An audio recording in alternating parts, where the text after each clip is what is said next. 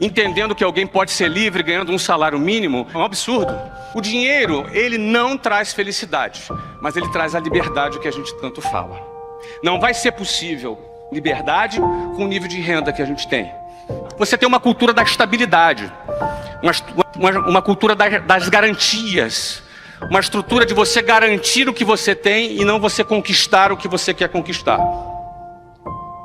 Então não tem jeito, ou você vai trabalhar para garantir, ou você vai trabalhar para não perder, ou você vai trabalhar para ganhar. E trabalhar para ganhar, trabalhar para expandir, envolve riscos. E nossa cultura não é uma cultura que lida bem com riscos. O sonho das pessoas é ter estabilidade. O sonho das pessoas é ter garantias, é não assumir riscos. Segundo ponto, o que é a CLT? CLT é aquela coisa arcaica do século XX, que tira dinheiro do bolso do empregado, que nos últimos 10 anos não remunera sequer a poupança. Aí você vai ver um cara, às vezes, ganhando 10 mil reais por mês, ou 20 mil, ou 30 mil, ele vai receber 60% daquele valor na mão dele. Os outros 40% vai se perder aí entre tributos e entre as outras coisas. O cara que quer sair do andar de baixo e quer para o andar de cima, ele precisa de dinheiro no bolso dele. Concorda comigo? Então ele vai ter que enfrentar isso. Que outra coisa o cara vai ter que enfrentar? Eu, por exemplo, gastava 4 horas e meia em transportes públicos por dia. É um sentimento de humilhação. É um sentimento de humilhação. Qual é a chance que tem esse cara? 2.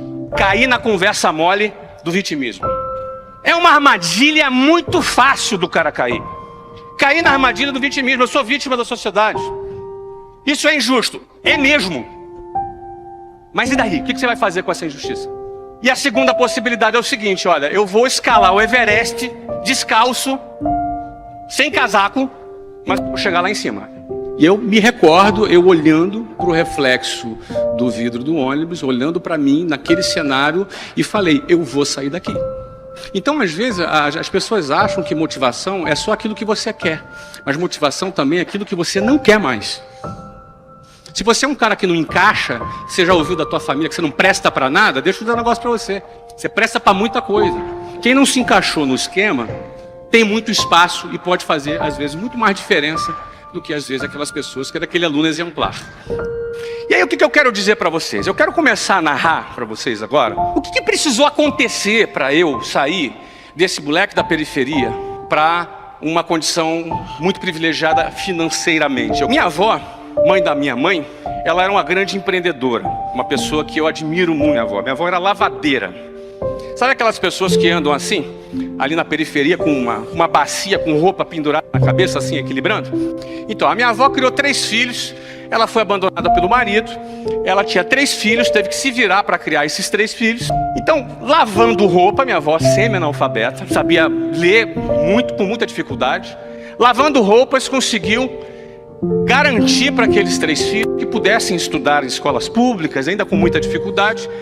A minha mãe, ela fez aquele chamado normal, não sei se existe isso ainda hoje, que se formava professor, não deve nem existir mais, mas é aquele que se formava professora primária, depois ela conseguiu fazer pedagogia trabalhando, enfim, ela conseguiu ser professora da rede pública. Meu pai, filho de uma mãe solteira, que teve 5 casamentos, e no 5º casamento ela resolveu se livrar dele, ele atrapalhava a vida dela.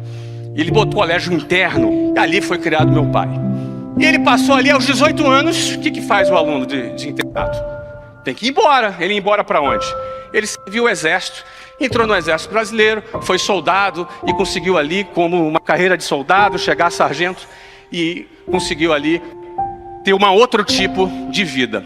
Tanto meu pai quanto a minha mãe experimentaram mobilidade social. Minha mãe, porque estudou. Meu pai seguiu uma carreira de funcionário público dentro das Forças Armadas. Eu cresci na periferia do Rio de Janeiro. Alguém do Rio aqui?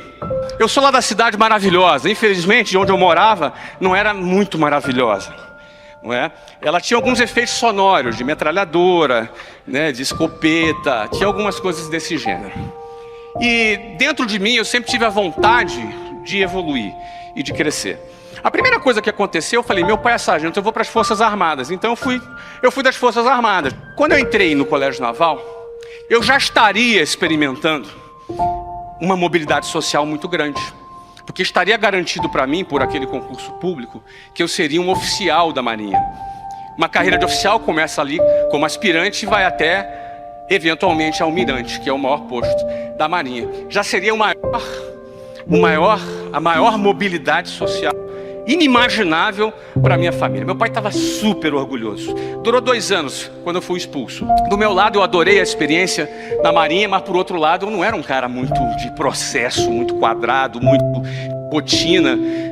Ainda bem que eles me fizeram o favor de me convidar que eu me retirasse. Só que acontece o seguinte, eu voltei para estaca zero, voltei para casa. E detalhe, para eu conseguir ter feito aquela prova, para me preparar para aquele concurso, para conseguir vencer aquela situação toda, a minha mãe pagou o salário inteiro dela no curso preparatório, não por 1 ano, por 3 anos, porque foi o tempo que eu precisei para conseguir passar naquela prova. Então olha que a educação, ela é um pilar fundamental para a mobilidade social. Eu, através da educação, estaria experimentando mobilidade social sendo um oficial da Marinha, sem dúvida alguma. Eu estudei muitos anos estudando, mas no final já falei o que aconteceu. Não rolou, não foi por aquele caminho. Saí, fiz as provas para as faculdades, tinha estudado muito, passei para as faculdades lá, todas as faculdades públicas, afinal era a minha única alternativa, com tranquilidade. Mas aí entrou uma coisa diferente na minha vida, que foi o empreendedorismo. Eu penso que há 2 pilares para a mobilidade social. A educação. E a segunda é o empreendedorismo. Se não fosse empreendedorismo, eu não estaria aqui falando com vocês agora. Não é? O empreendedorismo, ele realmente transforma. Eu aprendi, eu trafeguei por isso. Eu me tornei ali um atleta emocional para vencer toda essa situação. Cresci, criei uma empresa no Brasil, que hoje tem 420 escritórios do Brasil, tem um clube de futebol nos Estados Unidos. Eu descobri que eu não era vítima do sistema, não era vítima porque eu estudei em escola pública ou porque era da periferia. Eu descobri porque eu poderia fazer a diferença, eu descobri que eu poderia lutar por algo.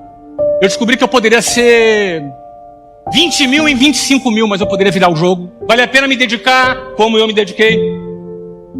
Quero encorajar você a ter sonhos maiores, a acreditar, e a lutar, e a buscar, e esperar de Deus só aquilo que Ele não pode fazer.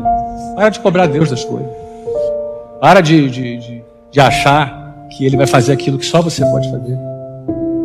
Dinheiro Ele compra a cama, mas Ele não compra o sono. Ele compra um bom plano de saúde, mas Ele não compra a tua saída do hospital. Compra uma linda aliança, mas Ele não compra o amor. O dinheiro, ele não traz felicidade, mas ele traz a liberdade que a gente tanto fala.